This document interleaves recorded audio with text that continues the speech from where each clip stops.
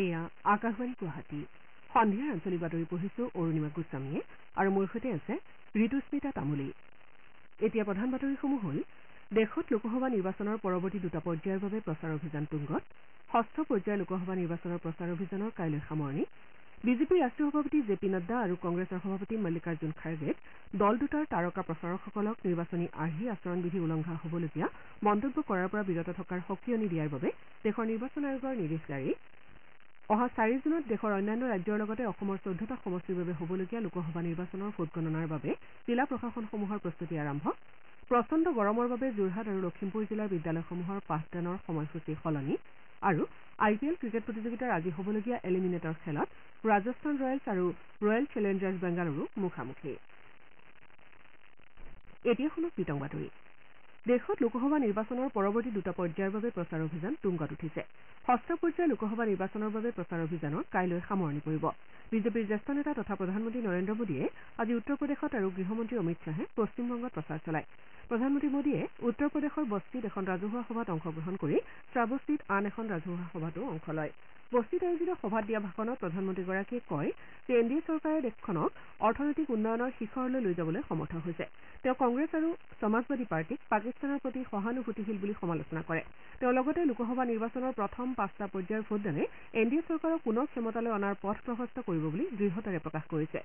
শ্ৰীমোদীয়ে পশ্চিম দিল্লীৰ দ্বাৰকাত নিৰ্বাচনী সমাৱেশতো অংশ লয়। দলৰ ৰাষ্ট্ৰীয় সভাপতি জে পি নাড্ডাই আজি পশ্চিমবংগত প্ৰচাৰ চলায়। আজি দিনৰ ভাগত শ্ৰীনাড্ডাই উত্তৰ 24 পৰগনাৰ পৰা নিৰ্বাচনী প্ৰচাৰৰ শুভাৰম্ভ কৰে। ইয়াৰ পাছত তেওঁ হাওৰা জিলাৰ চিমুলপুৰত আয়োজিত জনসভাত ভাষণ দিয়ে। তেওঁ কলকাতা উত্তৰত আন এখন জনসভাত অংশ লোৱাৰ লগতে বিয়লি হুগলীত এখন প্ৰচাৰ সভাত অংশ লয়। দলৰ নেতা তথা কেন্দ্ৰীয় গৃহমন্ত্ৰী অমিত শ্বাহেও আজি পশ্চিমবংগত প্ৰচাৰ চলায়। তেওঁ কান্থী লোকসভা সমষ্টিৰ ইটাবেৰিয়াত প্ৰচাৰ চলোৱাৰ লগতে ঘাটাল, দেওৰা আৰু পুৰুলিয়াত প্ৰচাৰ সভাত ভাষণ দিয়ে। দলৰ নেতা তথা অসমৰ মুখ্যমন্ত্ৰী হিমন্ত বিশ্ব শৰ্মাই আজি ঝাৰখণ্ডত প্ৰচাৰ অভিযানত অংশগ্ৰহণ কৰে। জনসাধাৰণক উদ্দেশ্যি দিয়া ভাষণত মুখ্যমন্ত্ৰীগৰাকীয়ে বিজেপিক প্ৰদান কৰা প্ৰতিটো ভোটে সুপ্ৰশাসনৰ প্ৰতিশ্ৰুতি দিয়ে বুলি উল্লেখ কৰে। তেওঁ কয় যে কংগ্ৰেছ নেতৃত্বাধীন বিৰোধীয়ে দুৰ্নীতিৰ বাহিৰে কোনো নতুনত্ব আনিবলৈ সমৰ্থ নহয়। কংগ্ৰেছ দলৰ নেত্ৰী প্ৰিয়ংকা গান্ধী ৱাদ্ৰাই আজি ঝাৰখণ্ডৰ গোড্ডাত নিৰ্বাচনী সমাৱেশত অংশ লয়। নিজৰ ভাষণত নেত্ৰীগৰাকীয়ে ঝাৰখণ্ডৰ জনসাধাৰণে INDA মিত্ৰজোঁটক জয়ী কৰোৱাৰ বাবে সংকল্প লৈছে বুলি মন্তব্য কৰে। নেত্ৰীগৰাকীয়ে সপ্তম পৰ্যায়ত নিৰ্বাচন হ'বলগীয়া বাৰাণসীৰ দলীয় প্ৰাৰ্থীৰ বাবে 25 মে'ত এটা ৰোড শ্ব'ত অংশ ল'ব। শ্ৰীমতী গান্ধীয়ে বাৰাণসীত ইয়াৰ পূৰ্বেও প্ৰচাৰ চলাইছে। দলৰ সভাপতি মল্লিকাৰ্জুন খাৰ্গে আৰু নেতা ৰাহুল গান্ধীয়েও আজি নিজ দলৰ প্ৰাৰ্থীৰ সমৰ্থনত প্ৰচাৰ চলায়। সপ্তম পৰ্যায়ত অহা 1 জুনত দেশৰ 8খন ৰাজ্য আৰু কেন্দ্ৰীয় শাসিত অঞ্চলৰ 57টা সংসদীয় সমষ্টিৰ বাবে ভোটগ্ৰহণ কৰা হ'ব। এই পৰ্যায়ত মুঠ 904 গৰাকী প্ৰাৰ্থীয়ে প্ৰতিদ্বন্দ্বিতা আগবঢ়াইছে। নিৰ্বাচন আয়োগে প্ৰকাশ কৰা মতে এই পৰ্যায়ৰ বাবে 2105 গৰাকী প্ৰাৰ্থীয়ে মনোনয়ন দাখিল কৰিছিল। পঞ্জাৱত সৰ্বাধিক 598খন মনোনয়ন 13টা সমষ্টিৰ বাবে দাখিল কৰা হৈছিল। আনহাতে উত্তৰ প্ৰদেশত 13টা সমষ্টিৰ বাবে 495খন মনোনয়ন দাখিল হৈছিল। সপ্তম তথা অন্তিম পৰ্যায়ত উত্তৰ প্ৰদেশ আৰু পঞ্জাৱৰ 13খনকৈ আসনৰ লগতে পশ্চিমবংগৰ 9খন, বিহাৰৰ 8, ওড়িশাৰ 6, হিমাচল প্ৰদেশৰ 4, ঝাৰখণ্ডৰ 3 আৰু কেন্দ্ৰীয় শাসিত অঞ্চল চণ্ডীগড়ৰ এখন আসনৰ বাবে ভোটগ্ৰহণ কৰা হ'ব। অহা 4 জুনত ভোটগণনা অনুষ্ঠিত হ'ব। দেশৰ নিৰ্বাচন আয়োগে বিজেপিৰ ৰাষ্ট্ৰীয় সভাপতি জে পি নাড্ডা আৰু কংগ্ৰেছৰ সভাপতি মল্লিকাৰ্জুন খাৰ্গেক দল দুটাৰ তাৰকা প্ৰচাৰকসকলক নিৰ্বাচনী আৰ্হি আচৰণবিধি উলংঘা হ'বলগীয়া মন্তব্য কৰাৰ পৰা বিৰত থকাৰ সকিয়নি দিবলৈ নিৰ্দেশ জাৰি কৰিছে। দুয়োগৰাকী নেতালৈ পৃথকে প্ৰেৰণ কৰা পত্ৰত আয়োগে কয় যে কোনো দল নাইবা প্ৰাৰ্থীয়ে সাম্প্ৰদায়িক বিবাদ সৃষ্টিকাৰী নাইবা অপ্ৰীতিকৰ পৰিস্থিতি সৃষ্টি কৰাৰ আশংকা থকা মন্তব্য কৰিব নোৱাৰিব। আয়োগে শ্ৰী নাড্ডাক তেওঁৰ দলৰ তাৰকা প্ৰচাৰকসকলক সমাজত ভাঙোন সৃষ্টিকাৰী বক্তব্য প্ৰদানৰ পৰা বিৰত থাকিবলৈ সকীয়াই দিয়াৰ বাবে নিৰ্দেশ দিছে। তদুপৰি শাসনাধিষ্ঠিত বিজেপিক নিৰ্বাচনী প্ৰচাৰৰ নীতি নিয়ম অনুসৰণ কৰি প্ৰচাৰ চলোৱাৰ লগতে ভাৰতবৰ্ষৰ সংপৃক্ত আৰু স্পৰ্শকাতৰ জনগাঁথনিৰ দিশলৈ লক্ষ্য ৰাখিবলৈও নিৰ্দেশ দিয়ে। একেদৰে আয়োগে কংগ্ৰেছ দলৰ তাৰকা প্ৰচাৰকসকলক ভাৰতৰ সংবিধান সন্দৰ্ভত আপত্তিজনক মন্তব্য নকৰিবলৈ নিৰ্দেশ দিয়ে। নিৰ্বাচনৰ গোটেই সময়ছোৱাত প্ৰাৰ্থী তথা দলীয় নেতাসকলক নীতি নিৰ্দেশনা অনুসৰণ কৰি চলিবলৈও আয়োগে নিৰ্দেশ দিছে। অহা 4 জুনত দেশৰ অন্যান্য ৰাজ্যৰ লগতে অসমৰ 14টা সমষ্টিৰ বাবে হ'বলগীয়া লোকসভা নিৰ্বাচনৰ ভোটগণনাৰ বাবে জিলা প্ৰশাসনসমূহে প্ৰস্তুতি আৰম্ভ কৰিছে। বিভিন্ন জিলাত ভোটগণনা কাৰ্যৰ বাবে প্ৰশাসনে প্ৰস্তুতিৰ বুজ ল'বলৈ বৈঠকত মিলিত হৈছে। দক্ষিণ শালমাৰা মানকাছৰ জিলাৰ হাটশিঙিমাৰীত ভোটগণনাকাৰী বিষয়াসকলৰ পৰা প্ৰথম পৰ্যায়ৰ প্ৰশিক্ষণ আজি অনুষ্ঠিত হয়। 14খন ভোটগণনা মেজৰ জৰিয়তে হাটশিঙিমাৰীৰ 347টা ভোটগ্ৰহণ কেন্দ্ৰত অনুষ্ঠিত ভোটগ্ৰহণৰ ইভিএমৰ ভোটসমূহ গণনা কৰা হ'ব মৰিগাঁও জিলা প্ৰশাসনে অলপতে ভোটগণনাৰ প্ৰস্তুতি সন্দৰ্ভত এখন বৈঠকত মিলিত হৈছিল এই বৈঠকত ভোটগণনা কাৰ্য নিয়াৰিকৈ চলাই নিয়াৰ বাবে ল'বলগীয়া পদক্ষেপসমূহৰ সন্দৰ্ভত আলোচনা কৰা হয় ইফালে ৰাজ্যিক নিৰ্বাচন আয়োগে 4 জুনৰ ভোটগণনাৰ বাবে নিৰাপত্তা ব্যৱস্থাকে ধৰি সকলো প্ৰস্তুতি গ্ৰহণ কৰাৰ বাবে সংশ্লিষ্টসকলক নিৰ্দেশ দিছে আনহাতে ৰাজ্যখনৰ 14টা সমষ্টিত প্ৰতিদ্বন্দ্বিতা কৰা 143 গৰাকী প্ৰাৰ্থীৰ ৰাজনৈতিক ভাগ্য বন্দী হৈ থকা ইভিএমসমূহ 50টা ষ্ট্ৰং ৰুমত কটকটীয়া নিৰাপত্তাৰ মাজত ৰখা হৈছে ষ্ট্ৰংৰুমসমূহত 3 তৰপীয়া নিৰাপত্তা ব্যৱস্থা কৰাৰ লগতে ইয়াৰ প্ৰৱেশ আৰু প্ৰস্থান দুৱাৰ চিচি কেমেৰাৰ দ্বাৰা অহৰহ নিৰীক্ষণত ৰখা হৈছে উল্লেখযোগ্য যে তৃতীয় পৰ্যায়ৰ নিৰ্বাচনত গুৱাহাটী বৰপেটা ধুবুৰী আৰু কোকৰাঝাৰ সমষ্টিত 6 গৰাকী মহিলা প্ৰাৰ্থীকে ধৰি মুঠ 47 গৰাকী প্ৰাৰ্থীয়ে প্ৰতিদ্বন্দ্বিতা আগবঢ়াইছিল প্ৰথম পৰ্যায়ত ৰাজ্যখনৰ 5টা সমষ্টি কাজিৰঙা শোণিতপুৰ লখিমপুৰ ডিব্ৰুগড় আৰু যোৰহাট সমষ্টিত মুঠ 35 গৰাকী প্ৰাৰ্থীয়ে প্ৰতিদ্বন্দ্বিতা আগবঢ়াইছিল আনহাতে দ্বিতীয় পৰ্যায়ত 5টা সমষ্টি দৰং ওদালগুৰি ডিফু কৰিমগঞ্জ শিলচৰ আৰু নগাঁৱত 61 গৰাকী প্ৰাৰ্থী প্ৰতিদ্বন্দ্বিতাত অৱতীৰ্ণ হৈছিল উল্লেখযোগ্য যে ৰাজ্যখনৰ 14টা সমষ্টিৰ বাবে হ'বলগীয়া 3টা পৰ্যায়ত ভোটগ্ৰহণৰ কোনো এটা পৰ্যায়তে কোনো কাৰণত পুনৰ ভোটগ্ৰহণ কৰিবলগীয়া পৰিস্থিতিৰ সৃষ্টি নহল এইবাৰ ভোটগ্ৰহণ সম্পূৰ্ণ নিয়াৰিকৈ সম্পন্ন হয় বুলি নিৰ্বাচন আয়োগে প্ৰকাশ কৰে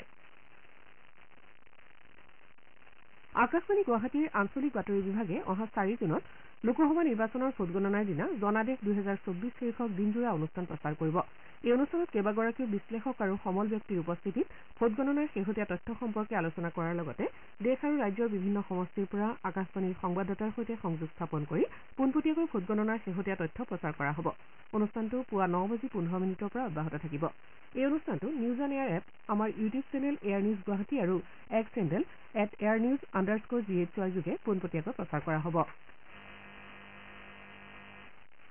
গোলাঘাট জিলা আয়ুক্ত কাৰ্যালয়ৰ সভাকক্ষত আজি জাপানীজ এনকেফেলাইটিছ প্ৰতিৰোধ সন্দৰ্ভত জনসচেতনতা সৃষ্টিৰ আলোচনাৰ বাবে এখন বৈঠক অনুষ্ঠিত হয় এই বৈঠকত জিলা প্ৰশাসন তথ্য আৰু জনসংযোগ জলসিঞ্চন নগৰ উন্নয়ন কৃষি মীন বিভাগ আদিৰ দ্বাৰা গ্ৰহণ কৰিবলগীয়া প্ৰতিৰোধমূলক ব্যৱস্থা সন্দৰ্ভত বিস্তৃতভাৱে আলোচনা কৰা হয় এই সন্দৰ্ভত পশুপালন বিভাগৰ দ্বাৰা গাহৰি পালকসকলৰ মাজত জাপানীজ এনকেফেলাইটিছ সন্দৰ্ভত সজাগতা সৃষ্টি কৰা বৈজ্ঞানিক পদ্ধতিত গাহৰি পালন কৰা গাহৰিৰ অস্বাভাৱিক জ্বৰ তথা অন্যান্য লক্ষণসমূহ দেখা দিলে বিভাগীয় কৰ্তৃপক্ষক জনাবলৈ আহ্বান জনোৱা হয় এই সভাত বন সংৰক্ষণ আৰু শিক্ষা বিভাগক ছাত্ৰ ছাত্ৰীসকলৰ মাজত এই ৰোগ সন্দৰ্ভত সজাগতা সৃষ্টিৰ বাবে যাৱতীয় ব্যৱস্থা গ্ৰহণ কৰিবলৈ নিৰ্দেশ দিয়া হৈছে জিলা আয়ুক্ত ডাঃ পি উদয় প্ৰবীণ আৰু অতিৰিক্ত জিলা আয়ুক্ত নন্দিতা বৰুৱাকে ধৰি বিভাগীয় বিষয়াসকল উপস্থিত থকা এই সভাত নগৰ সমিতিসমূহক প্ৰদূষিত পানীৰ নিষ্কাশন আৰু বিশুদ্ধ খোৱাপানী যোগানৰ ব্যৱস্থা কৰিবলৈও নিৰ্দেশ দিয়া হৈছে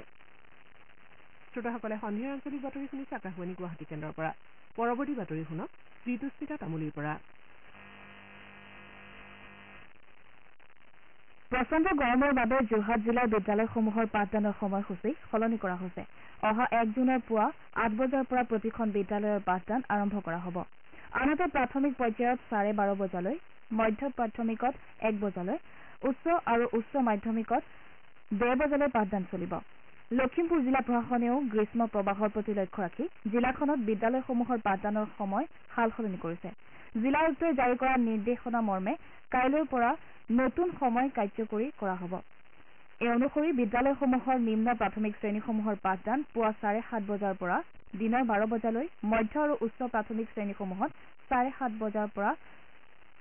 দিনৰ 12:30 বজালৈ তথা মাধ্যমিক আৰু উচ্চতৰ মাধ্যমিক শ্ৰেণীসমূহত পুৱা 7:30 বজাৰ পৰা দিনৰ 1 বজালৈ পাঠদান কৰা হ'ব গোলাঘাট জিলাৰ বোকাখাটৰ কৃষকসকলে চলিত বছৰত 5,24 লাখ টকাৰ ৰঙালাওৰ বহিৰাজ্যৰ বজাৰলৈ প্ৰেৰণ কৰিছে বিগত বছৰত বোকাখাটৰ কৃষকসকলে 2 কোটি টকা মূল্যৰ ৰঙালাও প্ৰেৰণ কৰিবলৈ সমৰ্থ হৈছে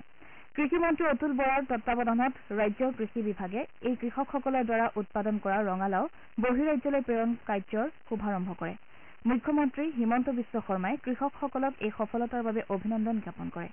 তেওঁ কয় যে অসমত স্বনিৰ্ভৰশীলতাৰ বাবে বিভিন্ন ইতিবাচক কৰ্মক্ষেত্ৰ আছে কৰ্মস্পৃহা আৰু উদ্যমেৰে আগবাঢ়িলে এই ক্ষেত্ৰসমূহৰ পৰা অসমে আৰ্থিকভাৱে লাভান্বিত হ'ব পাৰে বুলিও মন্তব্য কৰে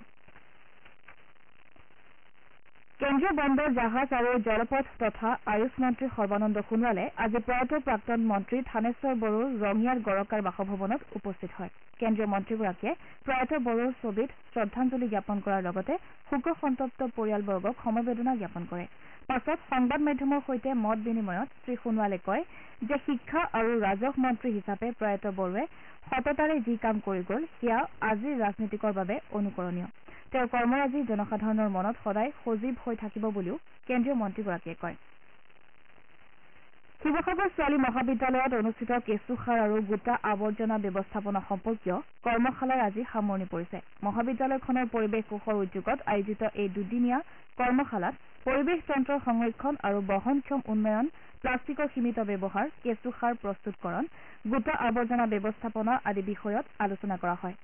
জিলা উন্নয়ন আয়ুক্ত মীনাক্ষী পাৰ্মে আনুষ্ঠানিকভাৱে উদ্বোধন কৰা কৰ্মশালাখনত কেইবাগৰাকীও সমল ব্যক্তিয়ে অংশগ্ৰহণ কৰে তদুপৰি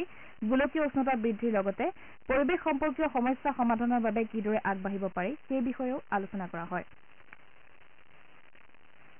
খাদ্য সুৰক্ষা বিভাগে আজি গুৱাহাটী মহানগৰীৰ ফাঁচী বজাৰত কাৰ্বাইডযুক্ত ফলৰ বিৰুদ্ধে অভিযান চলায় জ্যেষ্ঠ খাদ্য সুৰক্ষা বিষয়াৰ নেতৃত্বত এটা দলে কৃত্ৰিমভাৱে পকোৱা আম বিচাৰি ফাঁচী বজাৰৰ প্ৰায় প্ৰতিখন ফলৰ দোকানত অভিযান চলায় এই অভিযানত কাৰ্বাইড ব্যৱহাৰ কৰা প্ৰায় 1 কুইণ্টল আম দলটোৱে নষ্ট কৰে তদুপৰি দলটোৱে বিক্ৰী কৰা আমৰ নমুনা সংগ্ৰহ কৰি কাৰ্বাইডৰ উপস্থিতি পৰীক্ষাৰ বাবে পৰীক্ষাগাৰলৈ প্ৰেৰণ কৰিছে এই সন্দৰ্ভত ৰাজ্যিক নডেল বিষয়া অনিল শৰ্মাই জনায় যে কাৰ্বাইডৰ পৰীক্ষাৰ ফলাফলৰ ওপৰত ভিত্তি কৰি পৰৱৰ্তী পৰ্যায়ত আইনগত ব্যৱস্থা গ্ৰহণ কৰা হ'ব আন্তঃৰাষ্ট্ৰীয় জৈৱ বৈচিত্ৰ্য দিৱস উপলক্ষে আজি যোৰহাটৰ বৰ্ষাৰণ্য গৱেষণা প্ৰতিষ্ঠানে যোৰহাট জিলাৰ টিয়ক উচ্চতৰ মাধ্যমিক বালিকা বিদ্যালয়ত দিনজোৰা কাৰ্যসূচীৰ আয়োজন কৰে এই কাৰ্যসূচীত স্থানীয় ছাত্ৰ ছাত্ৰীৰ মাজত কুইজ আৰু চিত্ৰাংকন প্ৰতিযোগিতা অনুষ্ঠিত কৰাৰ লগতে এখন সভা অনুষ্ঠিত কৰা হয় সভাত প্ৰতিষ্ঠানখনৰ জ্যেষ্ঠ বিজ্ঞানীসকলে জৈৱ বৈচিত্ৰ্য সংৰক্ষণ সন্দৰ্ভত সজাগতা সৃষ্টিমূলক বক্তব্য আগবঢ়ায় আনহাতে যোৰহাট পৰিৱেশ মঞ্চয়েও আন্তঃৰাষ্ট্ৰীয় জৈৱ বৈচিত্ৰ্য দিৱস পালন কৰে ইফালে এই দিৱসৰ লগত সংগতি ৰাখি গুৱাহাটী মহানগৰীৰ এখন ব্যক্তিগত শিক্ষানুষ্ঠানৰ উদ্যোগত আজি ব্যতিক্ৰমী কাৰ্যসূচী অনুষ্ঠিত হয় মহানগৰীৰ দীপৰ বিলত অনুষ্ঠিত এই কাৰ্যসূচীত মূকাভিনয়েৰে জৈৱ বৈচিত্ৰ্যৰ প্ৰয়োজনীয়তা সম্পৰ্কে উপস্থাপন কৰা হয় অনুষ্ঠানত খণ্ড বন বিষয়া ধনেশ্বৰ দলৈ সমাজকৰ্মী প্ৰমোদ কলিতাৰ লগতে শিক্ষানুষ্ঠানখনৰ সৈতে জড়িত ব্যক্তিসকল উপস্থিত থাকে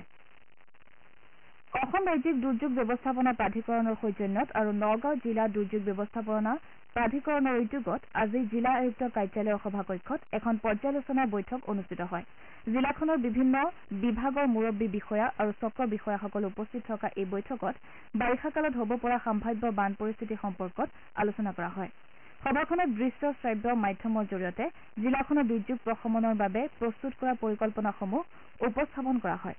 সভাত ৰাজহ আৰু দুৰ্যোগ ব্যৱস্থাপনা বিভাগৰ যুটীয়া সচিব সত্যজিৎ চেতিয়াই জিলাখনত গ্ৰহণ কৰা বান কৰ্ম পৰিকল্পনা সম্পৰ্কত বুজ লয় আৰু আদৰ্শ সাহায্য শিবিৰবোৰত সকলো ব্যৱস্থা সুপৰিকল্পিতভাৱে গঢ়ি তোলা আৰু সাজু ৰখাৰ বাবে পৰামৰ্শ আগবঢ়ায় তেওঁ চক্ৰ বিষয়াসকলক বানপানী হোৱা স্থানসমূহ আগতীয়াকৈ পৰিদৰ্শন কৰি বান পৰিস্থিতিৰ লগত জড়িত কৰ্মবাহিনীৰ সভাসমূহ অনুষ্ঠিত কৰিবলৈ নিৰ্দেশ দিয়ে তদুপৰি জলসম্পদ আৰু লোক নিৰ্মাণ পথ বিভাগৰ পৰা ৰাস্তা ঘাট মথাউৰি আদিৰ স্থিতি সম্পৰ্কত বুজ লয় তদুপৰি বানপানীৰ সময়ত প্ৰয়োজনীয় অত্যাৱশ্যকীয় সামগ্ৰী খাদ্য ঔষধ আদি মজুতকৰণ সম্পৰ্কীয় নিৰ্দিষ্ট বিভাগৰ পৰা বুজ লয় ভাৰতীয় জনতা পাৰ্টীয়ে আম আদমী পাৰ্টী আৰু দিল্লীৰ জনসাধাৰণৰ বিৰুদ্ধে ষড়যন্ত্ৰত লিপ্ত হোৱা বুলি আম আদমী পাৰ্টীৰ নেতৃত্বই অভিযোগ উত্থাপন কৰিছে আজি নতুন দিল্লীত আয়োজিত এখন সংবাদমেলত ভাষণ দি দলটোৱে জ্যেষ্ঠ নেত্ৰী আতিশীয়ে কয় যে দেশৰ ৰাজনীতি জলসংকট সৃষ্টি কৰাৰ উদ্দেশ্যে বিজেপিয়ে দিল্লীলৈ পানী বোৱাই অনাৰ পথ ৰোধ কৰিছে